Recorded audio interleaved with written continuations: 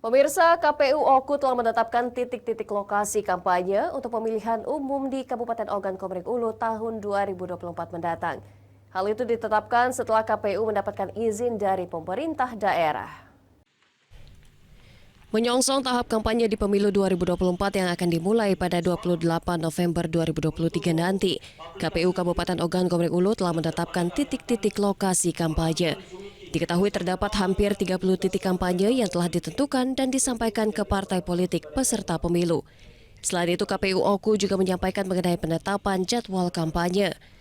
KPU Oku bersama parpol dan tim kampanye akan segera menyusun jadwal serta menerima usulan dari parpol dan tim kampanye. Masa kampanye dijadwalkan akan berlangsung mulai 28 November 2023 hingga 11 Februari 2024 mendatang.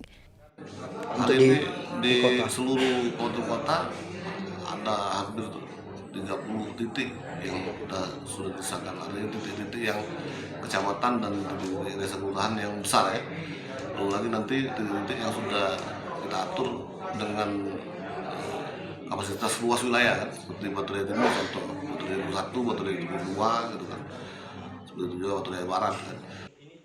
Ketika memasuki masa kampanye nanti, partai politik, calon presiden dan calon wakil presiden serta DPD sudah dapat melakukan kampanye sesuai jadwal yang telah disepakati dan ditetapkan.